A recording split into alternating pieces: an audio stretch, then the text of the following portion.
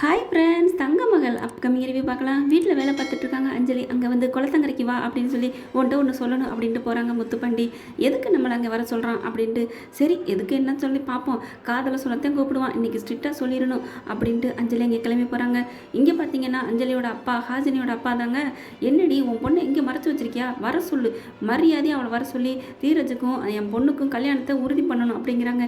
ஏங்க புரிஞ்சிக்கவே மாட்டேங்கிறீங்க, அவன் நல்லவனே இல்லைங்க, நல்லவனா கெட்டவனா எனக்கு தெரியாது, நான் வாக்கு கொடுத்துட்டேன், பைரவி மேடத்துக்கு கல்யாணம் பண்ணி கொடுக்குறேன்னு சொல்லிட்டேன், கண்டிப்பாக அவளை இங்கே வர வைக்கிற, இல்லைன்னா நடக்கிறது வேறு அப்படின்னு ஸ்ட்ரிக்டாக சொல்லிட்டு போயிடறாங்க ஹாசினி அப்பா. ஹாசினி அம்மா அப்படியே தயங்கி போய் நிற்கிறாங்க. இவர் ஏன் புரிஞ்சிக்கவே மாட்டேங்கிறாரு அப்படின்னு அந்த வேலைக்காரம்மாட்ட புலம்பிக்கிட்டு இருக்காங்க. அடுத்து இங்கே பார்த்தீங்கன்னா ஹாசினியும் அப்படியே வந்துடுறாங்க, முத்து பண்ணி வந்துடுறாங்க குளத்தங்கரைக்கு. வந்த கையோட நான் வந்துட்டு சொல்லணும் அப்படின்னு சொல்லிட்டு, நான் உன்னை விரும்புகிறேன் அப்படின்னு சொல்லி ஸ்ட்ரிக்டாக சொல்லிடுறாங்க. ஆனால் அஞ்சலி வந்துட்டு ஏன் இப்படி பண்ணுறேன்னு தெரியல, இப்போ நம்ம என்ன சொல்கிறதுன்னு ஒன்றும் புரியலையே, இங்கே பாருங்கள் முத்துப்பாண்டி, நான் உங்களுக்கு ஏற்றவளே இல்லை, வேணா நான் உங்களுக்கு செட் ஆக மாட்டேன், தயவு செஞ்சு சொன்னால் புரிஞ்சுக்கோங்க அப்படி இப்படிங்கிறாங்க. அதுக்கப்புறம் நான் ஒன்று சொல்கிறேன், நீங்கள் புரிஞ்சுக்கோங்க, நீங்கள் ஆனால் மனநிலையை திடப்படுத்திக்கங்க அப்படிங்கிறாங்க. என்ன சொல்ல போகிற அஞ்சலி அப்படிங்கல, நான் உங்களை விரும்பவே இல்லை, எனக்கு உங்களை கல்யாணம் பண்ணிக்கிற இஷ்டமே இல்லை, எனக்கு அந்த மாதிரி எண்ணமே இல்லை அப்படின்னு சொன்ன உடனே அப்படியே கண்ணு கலங்குது, நான் தழுக்குது. ஏன் அஞ்சலி என்ன உனக்கு பிடிக்கல அப்படிங்கல, பார்த்தீங்களா இப்போவே உங்களுக்கு குரல் ஒரு மாதிரியே தடுமாறுது, இதுக்கு தான் நான் அப்போவே சொன்னேன் நீங்கள் எதுவும் நினைக்கக்கூடாது நான் சொல்ல போகிறதுன்ட்டு, இப்போ தயவு செஞ்சு நான் சொல்கிறத கேளுங்க, உங்களுக்கு எனக்கு ஒத்து வராது. ஏன் அஞ்சலி, ஏன் ஒத்து வராது, உன்னை நான் தாலி கட்டி நல்ல மகாராணி மாதிரி வச்சு வாழ்ந்துவேன், ஏன் இப்படி பண்ணுற, என்ன உனக்கு பிடிக்கலையா, நான் என்ன மாதிரி இருந்துக்கணும்னு சொல்கிறேன் சொல்லு, தாடி எடுக்கணுமா, மீசை எடுக்கணுமா, இல்லை என்ன பண்ணணும், காலேஜ் பசங்க மாதிரி பேண்ட் ஷர்ட்டு போடணுமா, இல்லை பட்டை போட்டுக்கிட்டு அமைதியாக இருக்கணுமா, சொல்லு அஞ்சலி, நீ என்ன சொன்னாலும் நான் கேட்குறேன், ஆனால் நீ இல்லைன்னு மட்டும் என்னால் நினச்சி பார்க்க முடியாது, என்னை பிடிக்கலன்னு மட்டும் சொல்லிடாத அஞ்சலி, நீ இல்லாத வாழ்க்கையை என்னால் நினச்சி கூட பார்க்க முடியாது அப்படின்னு சொல்லி கண்ணு கலங்க சொல்கிறாங்க முத்துப்பாண்டி.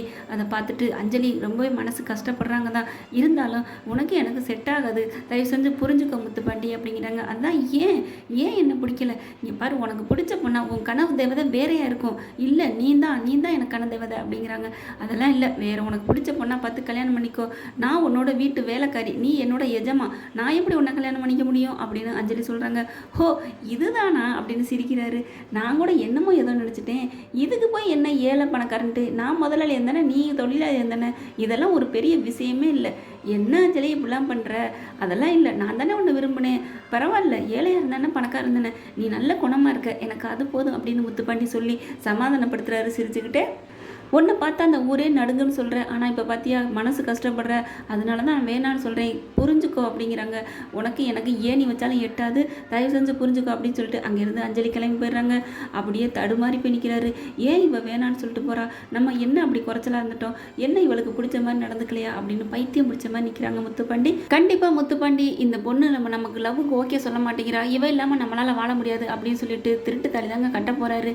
ஏன்னா ஏற்கனவே இங்கே ட்ரெண்டிங்லாம் நாங்கள் போயிட்டுருக்கு, நீ நான் காதலில் ஆகாசு அணு கழுத்தில் தாலியை கட்டுறாங்க, திருட்டுத்தன தாலி காற்றுக்கு என்ன வெளியில், ஏற்கனவே நம்ம தலைவர் சூர்யா தாலியை கட்டிட்டாரு வெண்ணிலா கழுத்தில், இப்போ விஜயா வந்து வளம் வந்துட்டு இருக்காங்க, ஆனால் பரவாயில்ல அவரும் திருட்டு தாலி தான் கட்டினாரு, ஆனால் பொண்ணு சம்மதத்தோட காவேரி சம்மதத்தோட தாலி கட்டிட்டாரு. ஆனால் இப்போ முத்துப்பாண்டி ஹாசினி கழுத்தில் திருட்டு தாலி கட்டுறது சரியா தப்பாங்கிறத கமெண்ட் பாக்ஸில் சொல்லிடுங்க ஃப்ரெண்ட்ஸ். கண்டிப்பாக அப்படி தான் சீன் போகலாம். ஏன்னாலும் இவர் திருட்டு தாலி கட்டலைனாலும் உண்மையாகவே லவ் பண்ணாலும் இவங்கெல்லாம் வீட்டில் சம்மந்தம் பேசி சம்மதிச்சு கல்யாணம் நடக்கணும் அப்படின்னா இன்னும் ஒரு 2 வருஷம் போகலாம். அது வரைக்கும் என்ன ஆக போகுதுன்னு தெரியல. தீரச்ச மாதிரி ஒரு பொறுக்கி கூட வாழ்றதுக்கு இந்த முத்துப்பாண்டி கையால் தாலியை கட்டிட்டு வாழ்றது நல்லதா என்னங்கிறத கமெண்ட் பாக்ஸில் சொல்லிடுங்க ஃப்ரெண்ட்ஸ். உங்கள் பொண்ணான கையால் ஒரு லைக்கை போட்டு சப்ஸ்கிரைப் பண்ணிடுங்க. Thank you friends.